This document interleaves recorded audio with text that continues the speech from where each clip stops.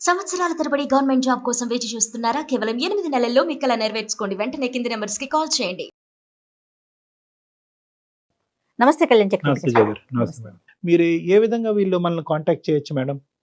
ఒక WhatsApp number ఇస్తున్నామండి, మన ఎపిసోడ్ లో కింద స్క్రోల్ అవుతూ ఉంటుంది. ఓకే, ఆ నెంబర్ కి కాల్ చేయొద్దండి దయచేసి.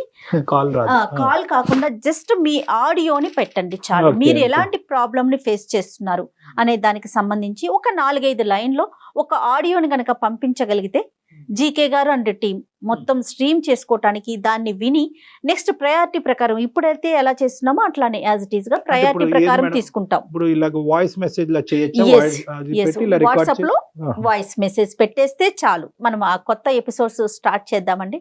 అవి కూడా ప్రేక్షకులు ఆదరిస్తారని నేను అనుకుంటున్నాను. ఖచ్చితంగా కళ్యాణ్ గారి సలహాలు సూచనలు పాటిస్తారని కోరుకుంటున్నాను.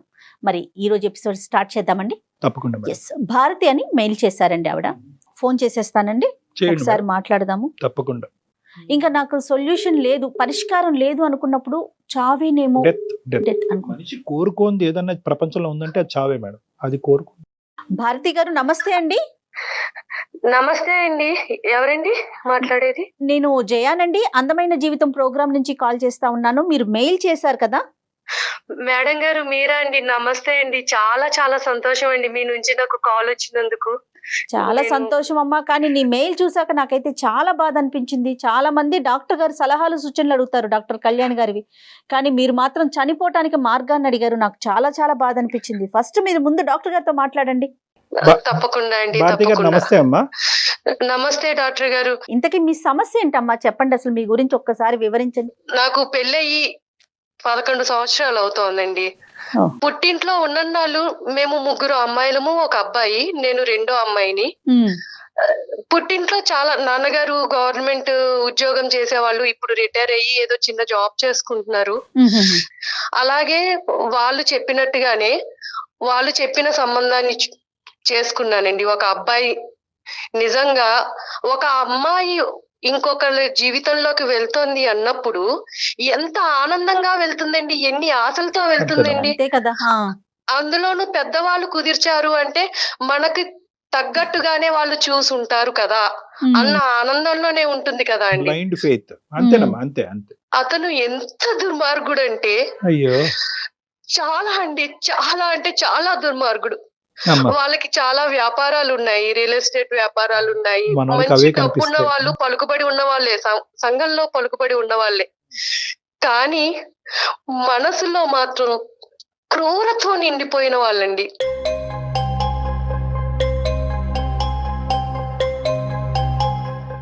మొదటి రాత్రి నుండే అతని అరాచకాన్ని నా మీద చూపిస్తూ ఉన్నాడండి.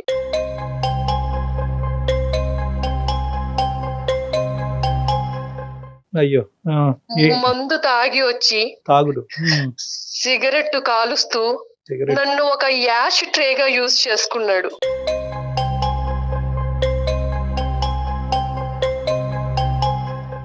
ఆయన ఎలా భావించేవారంటే Hmm.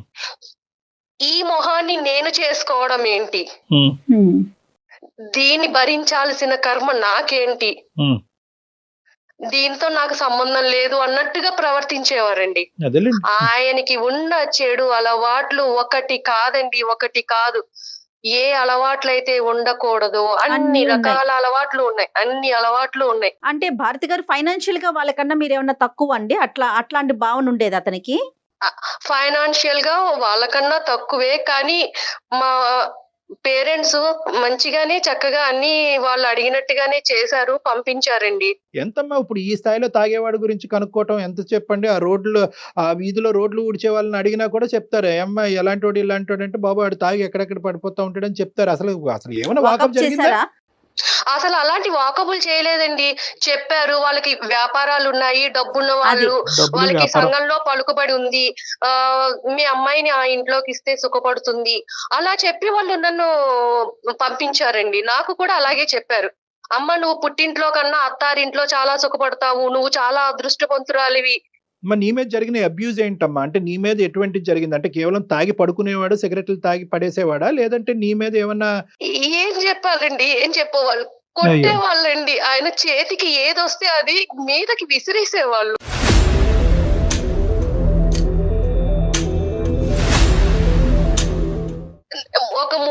తర్వాత 3 years. నేను కడుపుతోటి ఉన్నానండి. అప్పుడే ఆ చెప్తారు. దుర్మార్గుడితో ముందు ఉమ్, ఒక బిడ్డకి తల్లినయ్యాను. ఓకేనమ్మా. ఆ టైంలో నాకు ఏమనిపించిందంటే అత్తారింట్లో ఉండటం కన్నా పుట్టింటికి వెళితే వాళ్ళ ఆదరణతో ఒక మంచి బిడ్డకి తల్లినవుతాను అని ఆలోచించి నేను పుట్టింటికి వెళ్ళిపోయానండి.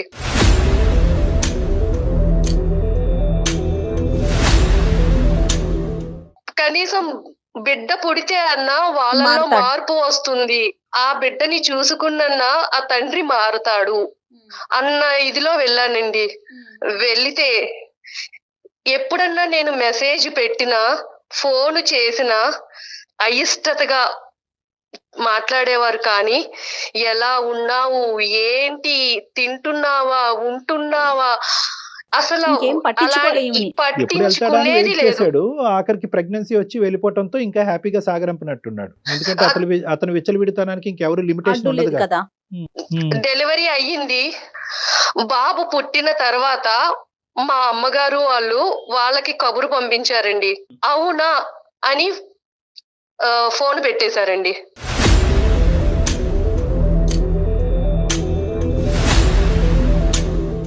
సరే, ఫైనల్ గా ఎప్పుడు చెప్పావమ్మా? మీ పుట్టింటోళ్ళకి ఎప్పుడు చెప్పావు? వాళ్ళ రియాక్షన్ ఏంటి? అది ఇంపార్టెంట్ మాకు. పుట్టింటి వాళ్ళకి ఎప్పుడు చెప్పానంటే ఎప్పుడైతే వాళ్ళు బిడ్డని కూడా చూడటానికి రాలేదో అప్పుడు చెప్పారు. అప్పుడు చెప్పానండి. అప్పుడు చెప్పాక ఇప్పుడు అసలైన బాధ నాది మొదలైంది. ఇప్పుడు పుట్టింటి వాళ్ళకి నేను చులకనైపోయాను.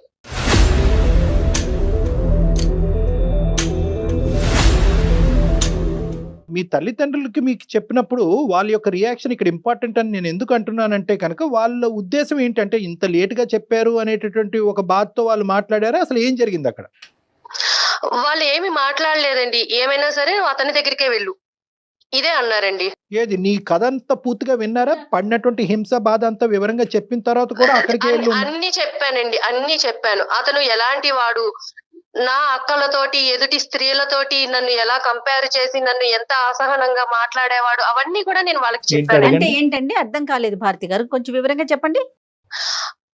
ఎప్పుడైనా బయటికి తీసుకువెళ్ళినప్పుడు అండి, ఫంక్షన్లకి వాటికి వెళ్ళినప్పుడు అక్కడున్న ఆడవాళ్లతోటి కంపేర్ చేసేవాళ్ళండి. వాళ్ళు చూడు ఎలా ఉన్నారో, వాళ్ళ సౌష్ఠవం చూడు ఎలా ఉందో.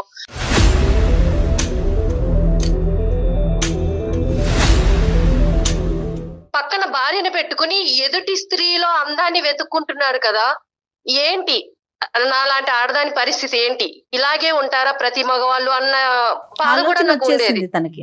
సరే, ఇక్కడ ఈ మీ ఆయన గురించి ఇంకా పూర్తిగా చాలా వివరంగా కూలంకుషంగా చెప్పావమ్మా. అసలు మీ తల్లిదండ్రుల యొక్క రియాక్షన్ ఏంటి? వాళ్ళు ఏమన్నారు? చెప్తే వాళ్ళ రియాక్షన్ ఏంటంటే, మా నాన్నగారు అసలు ఏమీ మాట్లాడరండి, ఏమీ మాట్లాడరు. మా అమ్మగారు ఏం చెప్తే అది, మా అమ్మగారు ఎలా చెప్తే అలా. కూర్చోమంటే కూర్చుంటారు, నుంచోమంటే నుంచుంటారు. అంతా మా అమ్మగారి చేతుల్లోనే ఉందండి. మా అమ్మ, మా అక్క, మా పెద్దక్క, వాళ్ళకి ఇంకా చాలా చులకనగా ఉండి, నువ్వు వెళ్ళు, ఏదైనా సరే నువ్వు అక్కడే ఉండాలి, అతని దగ్గరే ఉండాలి, మేం చేసుకోవట్లేదు ఆ సంసారాలు, మేము లేము ఆ మొగుళ్ళతోటి అని చెప్పేసి అన్నారండి.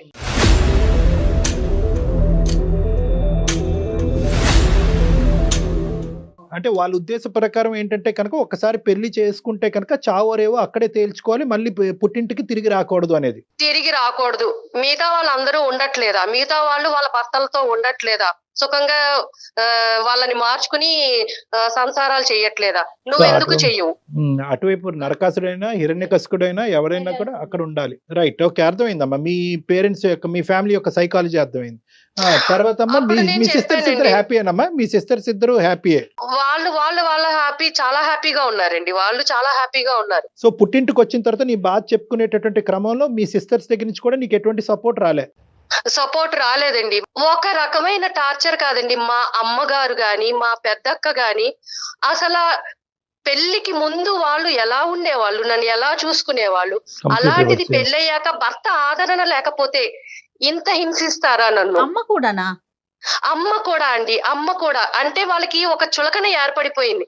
అంటే దీనికి ఎవరి సపోర్టు లేదు, ఇది మన మీదే ఉంది, మన మీదే బతకాలి, దీనికి మనం తప్ప దిక్కు లేదు అని చెప్పి ఇంట్లో చాకిరీ అండి, చాకిరీ, ఎంత గొడ్డు చాకిరీ చేయించేవాళ్ళు. వంట పని, ఇంటి పని, ఇంకా ఇదని అదని లేదండి, మొత్తం అంతా వాళ్ళకి అలుసైపోయాను నేను. అంటే దీనికి మొగుడు అంట లేదు, వీళ్ళకి మనమే దిక్కు, ఇది ఏం చెప్పినా వినాల్సిందే, మనం ఏం చెప్తే అది చేయాల్సిందే అన్నట్టుగా ఉండేవాళ్ళు. ఇప్పుడు మీరు పాప బాబా అన్నారండి? బాబండి, అది అదృష్టమో దురదృష్టమో నిజంగా అండి, ఆ బాబు పుట్టాడు అని ఆనందపడడానికి కూడా లేదండి. వాడు చాలా హైపర్ అండి, హెల్త్ ఇష్యూస్ చాలా అంటే చాలా ఉన్నాయి. ఫిజికల్ హెల్త్ అమ్మా, mental health? Physical and mental health బాగుండక ఫిజికల్ గా అసలు చాలా అండి, చాలా హైపర్ యాక్టివ్ అండి. ఎంత అల్లరి చేస్తాడంటే అసలు స్కూల్లో కూడా ప్రతి 3 నెలలకి పేరెంట్స్ నుంచి కంప్లైంట్లు అండి, మా అబ్బాయిని కొట్టాడండి, ఇదిగోండి మేము ఇలా సఫర్ అవుతున్నాము. వాళ్ళు ప్రిన్సిపల్ కి కంప్లైంట్ చేయడం, అప్పుడు ప్రిన్సిపల్ ఏమో అమ్మా ఇలాంటి పిల్లలు మా స్కూల్లో కాదమ్మా, మీరు వేరే స్కూల్లో జాయిన్ చేసుకోండి, మాకు టీసీ ఇచ్చేయడం. చాలా చాలా ఎవ్వరు ఒక్క అరగంట కూడా ఆ బాబుని చూస్తే బాబోయ్ ఈతన్ని పెంచుతున్న తల్లి ఎవరు, ఏమిటి ఇంత అల్లరి చేస్తున్నాడు, ఇలా ఉన్నాడేంటి పిల్లాడని చెప్పి మా అక్క కూడానండి అసలు ఇలాంటి వాడికి జన్మనిచ్చావా నువ్వు, వీడు పురిట్లో చనిపోయినా బాగుండేది.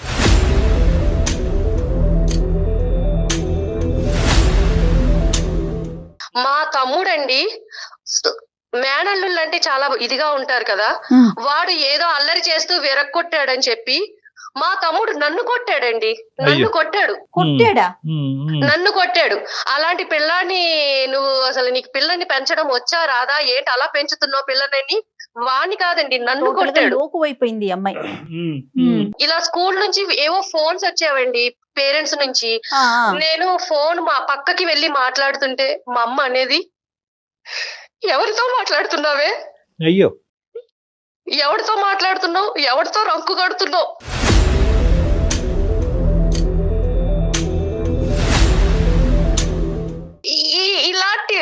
అలాంటి మాటలు మాట్లాడినప్పుడు ఒక ఆడదానిగా నేను ఎంత ఇదవుతానండి. మా అక్క మల్లెపూలు కొనుక్కునేదండి, ఒకసారి ఆ మల్లెపూలు నా చేతిలోకి తీసుకుంటే నీలాంటి దానికి ఎందుకే మల్లెపూలు అందండి. అంటే నేను ఎందుకు పనికిరాని దాన్ని, అంటే వాళ్ళకి ఎందుకు అంత లోకం అయిపోయాను, ఎందుకు అంత చులకనగా మాట్లాడాలి నన్ను.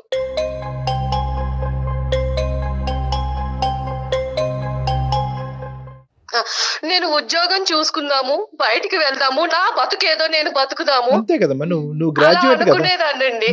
కానీ అన్ని దారులు మూసేశారండి, అన్ని దారులు మూసేశారు. బయట ప్రపంచం అంటే ఏమిటో తెలియకుండా చేసేశారు, నన్ను నిర్బంధించేశారు. నా తల్లి నా అక్క వీళ్ళందరూ కూడా నన్ను బంధించేశారు, నిర్బంధించేసి అసలు ఏమీ తెలియని దానిలాగా చేసేశారండి.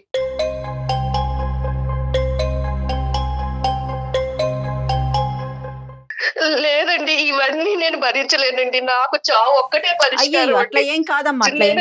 నాకు నిజంగా చావు ఒక్కటే పరిష్కారం అండి, ఇటు పుట్టింటిని తట్టుకోలేను. కాదమ్మా భారతి, నువ్వు 1కి 10 సార్లు చావు చావు అంటున్నావు.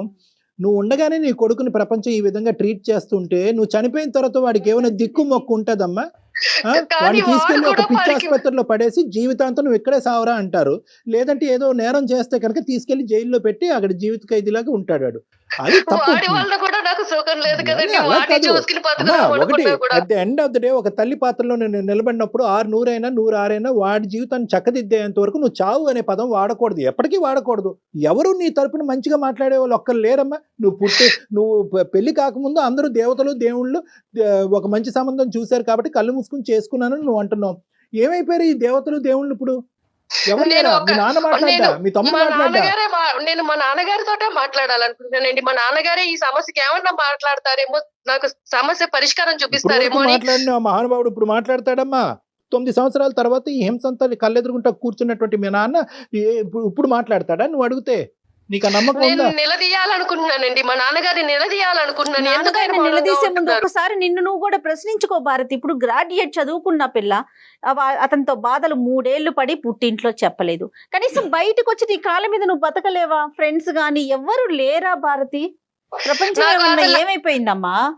లేదండి, ఫ్రెండ్స్ తో గాని ఇరుగు పొరుగు వాళ్ళతో గాని నాకు ఎలాంటి సంబంధము లేదు. అసలు నాకు ఎవరితోటి కనెక్షన్ లేని ఇదిలో అయిపోయానండి. నన్ను అలా నిర్బంధించేశారు. లేదమ్మా, నువ్వు ఏంటంటే ఇప్పుడు పుండుమే కారం చల్లటం అనేటటువంటి అంశాన్ని నేను ప్రతిసారి నేను చిత్రీకరిస్తూ ఉంటాను. ఇక్కడ ఏంటంటే నువ్వు ప్రతి స్టెప్ కూడా స్లో అమ్మా, ప్రతి స్టెప్ స్లో. ఒకటి ఏంటంటే ఐదర్ అవతల వాళ్ళ గురించి సాక్రిఫైస్ చేస్తావు, మొగుడు శాడిస్ట్ అయినా కూడా కొడుకుని ఇస్తే కనుక వాడు దేవుడు అయిపోతాడని అనుకున్నావు, తల్లిదండ్రులకు చెప్తే వాళ్ళు బాధపడతారు అనుకున్నావు, మళ్ళీ అక్కడ కంగు తిన్నావు. మీ తల్లిదండ్రులు వాళ్ళు ఏంటంటే కంప్లీట్ గా రివర్స్ పిక్చర్ చూపెట్టి వాడికి మించినటువంటి శాడిస్ట్ లాగా ఏమనుకోవద్దు, వాడికి మించిన శాడిస్ట్ లాగా వీళ్ళు తయారయ్యారు. ఎక్కడ కూడా పుట్టింటి వాళ్ళు ఇలా రియాక్ట్ అవుతారని మనం అనుకోలేదు. దానికి తోడు ఏంటంటే ఎప్పుడైతే నీ కొడుకు ఇలా పుట్టాడో నీకేంటంటే అన్ని ద్వారాలు మూసిపోయి నాకు ఇంకో జీవితం లేదని చెప్పి నువ్వు ఫిక్స్ అయిపోయావు. ఇప్పుడు నాకు కావాల్సింది ఏంటంటే మీ తండ్రి గారిని నిలదీయాలి, అడగాలి అని అనుకునేటటువంటి మీ ఆలోచన వెనకాతల నెంబర్ 1, ఈ రోజు మీరు మాకు ఎలా చేసి మాట్లాడుతున్నారు, ఇప్పుడు ఎక్కడున్నారు మీ అమ్మాళ్ళు అందరూ? అంటే ఇంతకాలం మా అమ్మగారు వాళ్ళ అమ్మగారికి బాలేదు అంటే వేరే ఊరు వెళ్ళారండి. అమ్మమ్మకి బాలేదు, అయితే ఆవిడ కాలం చేశారు. ఇంకొక 11 రోజుల వరకు వాళ్ళు రారు. నా సమస్యకు కూడా ఒక పరిష్కారం దొరుకుతుందని ఇమీడియట్ గా నేను మీకు మెయిల్ చేశారు. సంతోషం అమ్మా, అక్కడ వరకు సంతోషం. మీరు అసలు ఏం ఎక్స్పెక్ట్ చేస్తున్నారు? నాన్నగారితో మాట్లాడాలని అంటున్నారు, మెయిల్ లో కూడా చూసాను. నేను నాన్నగారితో మాట్లాడాలండి. నా సమస్యకి పరిష్కారం నాన్నగారే చెప్తారా, డాక్టర్ గారే చెప్తారా? కానీ నన్ను ఈ చిక్కుల వలయం నుంచి, ఈ సమస్యల నుంచి నన్ను బయట పాడేయండి. భారతమ్మ, ఒక్కటి తల్లి, ఎవడి జీవితం నుంచి బయటపడేయలేడమ్మా. మన జీవితానికి సంబంధించినటువంటి నిర్ణయం మనం తీసుకోవాలి. మేము కేవలం మెంటర్స్ మాత్రమే. కొద్దిగా టార్చ్ లైట్ వేస్తాం, ఆ చీకటిలోంచి మీరు నడుచుకుంటూ వెళ్ళాలి. టార్చ్ లైట్ మాత్రమే. అయినా సరే మీ తండ్రిని కొన్ని ప్రశ్నలు అడుగుదామని అనుకుంటున్నావు కాబట్టి అతనితో మాట్లాడి. ఎక్కడున్నాడో మాత్రం?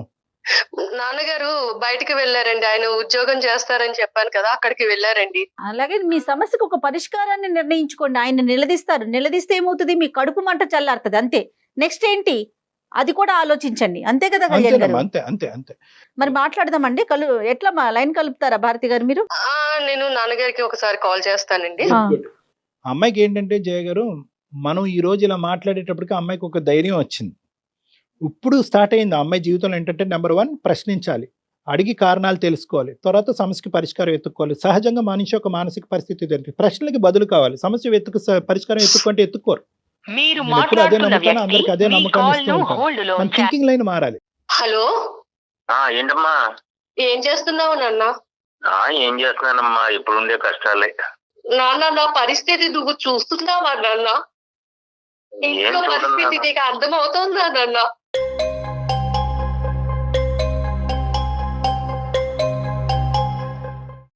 ఏం చూడన్నా, అమ్మ ఏమో అట్లా చేస్తుంటే ఇంకా నేను మాత్రం నా వరకు ఏమి చేయడానికి ఏమో అవకాశం రావట్లే.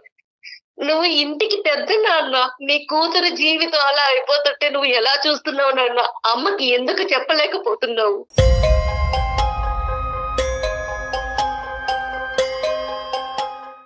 మీ అమ్మ పెట్టే చిత్రహింసలకి నేను చెప్పినా గానీ వినటం లేదు, చెప్పేటంత అవకాశమే ఇవ్వటం లేదు నాన్న. మీరు అలా అంటే కుదరదు నాన్న. నా సమస్యకి పరిష్కారం చెప్పాలి. మీరు నా కన్న తండ్రి, నా జీవితం ఇలా అయిపోయింది మీరు చూసిన సంబంధమే కదా నాన్న నేను చేసుకున్నాను.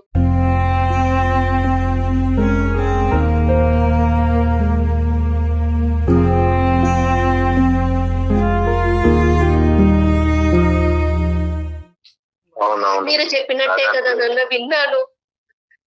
మీ కళ్ళ ముందు జీవితం ఇలా అయిపోతుంటే మీరు ఎలా చూస్తున్నారు నాన్న?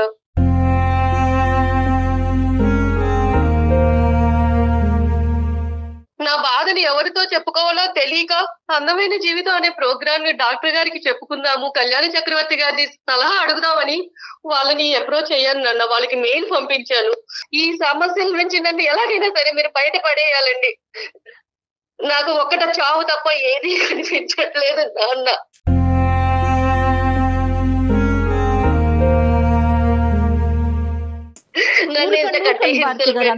భారతి గారు, అమ్మా భారతి, శ్రీనివాసరావు గారు నమస్తే అండి. నేను డాక్టర్ కళ్యాణ్ చక్రవర్తి అండి, అందమైన జీవితం అనే కార్యక్రమం నుంచి మాట్లాడుతున్నాను, సుమన్ టీవీ తరఫున. నాతో పాటు జయ మేడం కూడా ఉన్నారు. నమస్తే అండి శ్రీనివాస్ గారు. ఎక్కడున్నారు శ్రీనివాస్ గారు? మీరు ఏం చేస్తున్నారు? మీ అమ్మాయి పరిస్థితిని అర్థం చేసుకున్నారా? ఏం చేయబోతున్నారు? ఏం చేశారు? వాళ్ళు చిన్నప్పుడు నానా ఇబ్బందులు పడి పెంచానండి. కష్టాల్లో చాలా ఇబ్బందులు పడి కష్టాలు పడి నా భార్య సరిగా అర్థం చేసుకోకుండా నన్నే ఇబ్బంది పెట్టేసి అవును చాలా చిత్రహింసలకు గురి చేసిందండి. ఎవరు మిమ్మల్ని? మిమ్మల్ని? ఆ చాలా ఇబ్బంది పెట్టేసింది సార్. సో నేనే అట్లాగే కావలేక బ్రతికి ఇక ఉండి నా భార్యకి ఎదురు చెప్పలేక అట్లా బతుకుతున్నానండి. ఆమెకి దాసోహం అయిపోయారా? మీదే పెద్ద కథలా ఉందా మీ ఆ. అమ్మాయి కంటే? సరే అయిపోయారు, కానీ పెళ్లి గురించి ఒక ఆడపిల్ల ఎంత దాసోహం అయ్యి ఎంత ఆవిడ మీ కాళ్ళ కింద ఆవిడ కాళ్ళ కింద మీరు చెప్పైనా బానిస అయినా కూడా at the end of the day ఒక ఆడబిడ్డ యొక్క వేరే ఇంటికి పంపించే ఆడబిడ్డకు సంబంధించినటువంటి సంబంధం డిసైడ్ చేసేటప్పుడు ఆచితూచి నిర్ణయించుకోవాల్సినటువంటి అవసరం ఉంది. ఎందుకంటే మీలాగా మీ అమ్మాయి జీవితం అవ్వకూడదు కాబట్టి. మీరు భరించిన బాధ మీకు తెలుసు. అలాంటిది మీ పిల్ల విషయంలో మీరు ఎందుకు చేశారు? ముందుగా మీరు అన్ని కనుక్కుని ఎలాంటి వాడు ఏంటి అవన్నీ కనుక్కోద్దా? డబ్బు ఉంటే సరిపోతుందా నాన్న? ఇంకా పిల్ల సుఖపడుతుందా లేదా అని మీరు చూసుకోక్కర్లేదా? నేను అన్ని ఎంక్వైరీ చేశాను నాన్న, మంచి సంబంధం అని. కానీ ఇవాళ అతను ఆ విధంగా బతుకుతున్నాడు. చెప్పినా మార్పు రావటంలో అతనిలో ఇంకా చెడ్డ మార్గంలోనే నడుస్తున్నాడే గానీ మంచి మార్గంలోకి ఏమీ రావటం సరే, లేదు. అతని చెడ్డతనం తీసి పక్కన పెట్టేసేయండి. ఆ చెడ్డతనం భరించలేక ఈ అమ్మాయి ఆశ్రయం గురించి పుట్టింటికి వచ్చినటువంటి ఆడపిల్లని మీ భార్య చేసేటటువంటి హింస ఏంటి అని మేము మిమ్మల్ని ప్రశ్నిస్తున్నాం. ఆవిడ తత్వం ఏంటి అసలు? ఆవిడ కన్న తల్లేనా పెంచుడు తల్లి అండి? కన్న తల్లే నాన్న, అయినా కానీ ఆమెమో ఆమె పద్ధతి వేరు, నన్నే చిత్రహింసలు పెడుతుంది.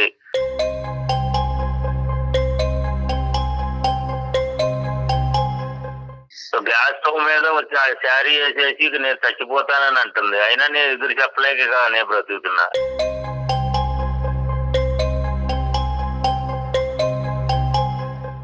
ఆమెకు ఎదిరించి నేను మాట్లాడాలంటే కూడా నా వల్ల ఏమీ కావడం లేదు. అప్పుడే కాంది ఇంక అంటే నేను కూడా ఇప్పుడేమవుతుందిలేండి. ఇప్పుడు ఇలాగే ఉండాలా నాన్న? మీలాగానే ఉండాలా? మరి ఇప్పుడు ఈ పిల్ల పరిస్థితి మీలాగానే ఏంటండి? చావో బతుకో సైలెంట్ అయిపోయి అక్కడే బతకాలా? వెళ్ళిపోమంటారా? ఏంటి నాన్న? నా బతుకు నన్ను ఎలా బతకాలో మీరు చెప్పండి. కాదండి, ఇప్పుడు ఒకటి శ్రీనివాస్ గారు, మీ ఆవిడ ఏమో వచ్చి గ్యాస్ స్టవ్ మీద చీర పెట్టుకుని ముట్టించుకుంటది అనేటటువంటి భయంతో మీరు వెనకడిగేస్తున్నారు. ఇప్పుడు అదే మాట మీ కూతురు అంటుంది, నేను బ్రతకాలా చచ్చిపోవాలా? ఒక పక్క నుంచి వాడు ఒక హైపర్ యాక్టివ్ కిడ్ పట్టుకుని వాడిని భరించలేక అన్ని అవమానాలు భరించలేక నేను చచ్చిపోవాలని అని అనుకుంటే మాకు ఫోన్ చేసింది ఈ రోజు మీ అమ్మాయి. మీ కూతురికి ఏం సమాధానం చెప్తామో చెప్పండి ఒకసారి. వాడిని కేకలేసి మంచిగా బతికేది బతకమని చెప్పాను ఇంట్లోనే, వాళ్ళ ఇంట్లోనే. ఇంకా అంతకంటే చెప్పేది ఏముంది ఇంకా? అయ్యో రామా.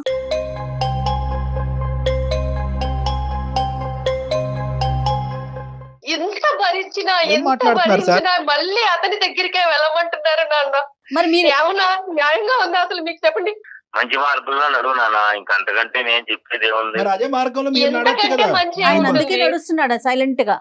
ఇప్పుడు మీరేమనుకుంటున్నారంటే మీ సైకాలజీ ఏంటంటే, ఇప్పుడు మా ఆవిడ నన్ను హింస పెట్టినా కూడా ఎలాగైతే అణుగుమిణిగి ఒక కుక్కలాగా బతుకుతున్నానో సారీ తప్పుగా అనుకోకండి. అదే విధంగా నువ్వు వెళ్ళి మీ ఆయన దగ్గర బతికేసే అమ్మా అన్ని ఇదే సొల్యూషన్ ఈ ప్రాబ్లంకి అని అంటున్నారు. సో మీదేదైతే కనుక ఒక సాంప్రదాయంగా మీరు ఫాలో అవుతున్నావో అదే సాంప్రదాయం మీ కూతుర్ని ఫాలో అవ్వమంటారు. రేపొద్దున హింసాత్మకుడి చేతిలో మీ అమ్మాయి చనిపోయినా కూడా మీరు ఇదే మాట అంటారేమో. ఇప్పుడు నేను పెళ్లి చేసి పంపించడం వరకే నా బాధ్యత.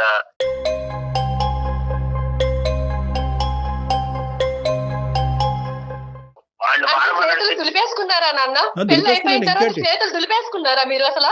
ఇప్పుడు మీ ఆవిడ నోరు ఆవిడ ఏంటంటే ప్రత్యక్షంగా కనిపిస్తుంది, మీరేంటంటే ఎక్కడో ఉద్యోగం చేసుకుంటున్నారు కాబట్టి మీ యొక్క తీరు, మీ వ్యక్తిత్వం, మీ మాట పద్ధతులు, మీ ఆలోచన శైలి ఇప్పుడుకొచ్చి ఈ మహాతల్లికి కనిపించలేదు. అంటే తల్లిదండ్రులు ఇద్దరు ఒకటే.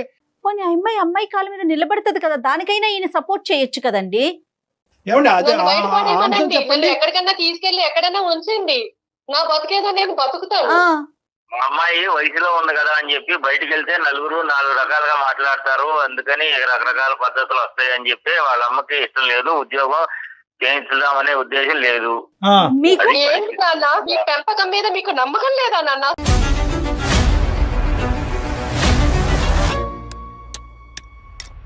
ఇప్పుడు చచ్చిపోవాలి మీ అమ్మాయి నిజంగా. ఇప్పుడు ఇప్పుడు ఇప్పుడు ఏదైతే కనుక కన్న తల్లిదండ్రులు మీరు ఈ విధంగా మీ కన్న కూతురు గురించి మాట్లాడుతున్నారో ఇప్పుడు నిజంగా మీ అమ్మాయి చచ్చిపోవాలన్నమాట. మీ బిడ్డ మీద మీరు నమ్మకం లేదండి, ఆ అమ్మాయి క్యారెక్టర్ గురించి మీరు మాట్లాడుతున్నారా ఈ రోజు? వాళ్ళు చక్కగానే ఇంట్లో బతుకుతానంటున్నారు కదా, ఇంట్లో ఉండే ఏమైంది? బయటికి వెళ్ళి 4 మాటలు అనిపించుకునే దానికంటే ఇంట్లో చక్కగా ఇంట్లో అంత ఉన్నానా గొప్పగా నాన్న? ఉందండి మీ ఇంట్లో? మీరు చూస్తున్నారు కదా, దాన్ని చక్కగా ఉండడం అంటారా? చెప్పండి. వాళ్ళ ఫ్యామిలీ మెంబర్స్ తో మాట్లాడారా? వాళ్ళ పెద్దవాళ్ళతో ఏమన్నా మాట్లాడారండి శ్రీనివాస్ గారు? మాట్లాడాము సార్, మాట్లాడాము, అన్ని అయినాయి, ఏమన్నారండి? ఏం చెప్పాడు అతను? వాడేమో వాడి పద్ధతిలో వాడు నడుస్తాడు, అల్లుడు గాడు. మా అమ్మాయినేమో చిత్రహింసలు పెడతారు, మా ఆవిడేమో నన్ను పెట్టిన దానికంటే ఎక్కువగా మా అమ్మాయిని కూడా పెడుతున్నారు అక్కడ. అన్నీ తెలుసు మీకు. అంతేగాని కనీసం వాళ్ళు ఒక కర్మ. ఫ్యామిలీ పద్ధతిగా కావాలని పెళ్లి చేసుకున్నాము, ఇంట్లో ఉంచుకుని మీ ఇంట్లో ఏమి ఇచ్చింది రండి, ఆ మాట ఏమండి? అనకూడదు కానీ ఏమండి వేరే ఫ్యామిలీ గురించి ఎందుకు మాట్లాడటం మనది అండి? చూసుకుందాం ముందు. అత్తింట్లో నరకాన్ని అనుభవిస్తూ పుట్టింటికి వస్తే కనుక అక్కడ మించిన నరకాన్ని మీ అమ్మ మీ ఆవిడ చూపెట్టింది సొంత కూతురికి. అంటే వాళ్ళ పెంపకం మీదే వాళ్ళకి నమ్మకం లేదు. ఇక్కడ నాకు అదే సరే అర్థమైంది. ఇప్పుడు మా అప్పుడు నాన్నగారి ఒకటమ్మా మాటలు అమ్మా బట్టి అదే ఒకటే అర్థమైంది. ఇంకా అమ్మ ఈ స్టోరీని ఇక్కడ క్లోజ్ చేయాలి Bharati. All doors are close. నా అనేటటువంటి మనుషుల్ని నమ్ముకుని నువ్వు బ్రతకాలి అనుకుంటే కనుక నువ్వు బ్రతకలేవు. నిన్ను నువ్వు నమ్ముకుంటేనే బ్రతకగలవు అనేటటువంటిది ఈ రోజు మీ నాన్న మాట ద్వారా మనకి ఇక్కడ అర్థమైంది. నేనేదో ఇతను పొడి చేస్తాడని చెప్పి ఫోన్ కలపండి అని నేను అన్నాను. నాకు తెలిసి ఇతని క్యారెక్టర్. అమ్మ భారతి చెప్పండి. రైట్. చెప్పండి. ఇప్పుడు నువ్వే నీ కౌన్సిలర్, నువ్వే నీ డాక్టర్, నీ మనోధైర్యమే నీ శక్తి. ఈ రోజు నీకంటూ ఒక బిడ్డ ఉన్నాడు, ఆ బిడ్డ పరిస్థితి కూడా అంత బాలేదని అంటున్నావు. నీ జీవితాన్ని నువ్వు పోషించుకుంటూ వాడిని కూడా కాసుకోవటం అనేది కష్టం. కాబట్టి ఈ దారి చెప్తున్నాను. ప్రధానంగా ఏంటంటే నిన్నెవ్వరు ఏ తలుపులు మూయలేదు, ఎవరు నిన్ను ఆపలేరు. నువ్వు బయటకు వచ్చి నీ కాళ్ళ మీద నువ్వు నిలబడేటటువంటి ప్రయత్నం నువ్వు చేయాలి. అదొకటే ఈ సమస్యకి పరిష్కారం. బయట ప్రపంచం అసలు ఎలా ఉంటుందో మర్చిపోయానండి. మర్చిపోయి 12 ఏళ్ళు అవుతుంది బయట ప్రపంచంతో సంబంధాలు తెగిపోయి. ఇన్ని రోజులు నువ్వు ఏం చేసావంటే కనుక నాకందరూ ఉన్నారు, ఈ అందరూ మారితే కనుక అక్కడ మొగుడు మారుతాడన్నావు, మారలేదు. తల్లి మారుతాడన్నావు, మారలేదు. తమ్ముడు మారుతాడన్నావు, మారలేదు. అక్క చెల్లి మారలేదు. ఈ రోజు మీ నాన్న మారుతాడని చెప్పి మాకు ఫోన్ చేసాం, మీ నాన్న కూడా మారలేదు. నాకు అలవాటు లేదండి, నాకు ఎవరు లేరు అండి అనేటటువంటిది కాదు.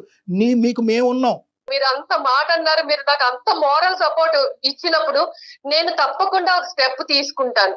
మా అమ్మగారు వాళ్ళు వచ్చే లోపు నేను ఎలాగైనా సరే నేను ఆ ఇంటి నుంచి బయటపడి నా కాళ్ళ మీద నేను నిలబడాలండి. ఎస్, నీ క్వాలిఫికేషన్ బట్టి అమ్మ ఇది అంత ఈజీ ప్రయాణం కాదు. నువ్వు అన్నట్టుగానే ఏంటంటే ఇప్పటి వరకు అక్కడే ఉంటూ అదే కుంపట్లో ఉంటూ ఆ విధంగానే బ్రతికి బయట ప్రపంచాన్ని అంతా నువ్వుగా కట్ చేసేసుకున్నావు చూడు. ఇప్పుడు బయట ప్రపంచంలోకి వచ్చి నీ కాళ్ళ మీద నిలబడటం అనేటటువంటిది అంత ఈజీ అయితే కాదు అని చెప్పి నువ్వు నరకం అనుభవించే అంత కష్టం కూడా కాదు. యాజ్ ఏ సైకాట్రిస్ట్ నేను ఏమంటున్నానంటే నీ కొడుక్కి మంచి రీహాబిలిటేషన్ సెంటర్లో పెట్టిద్దాం, ఫ్రీగా పెట్టిద్దాం.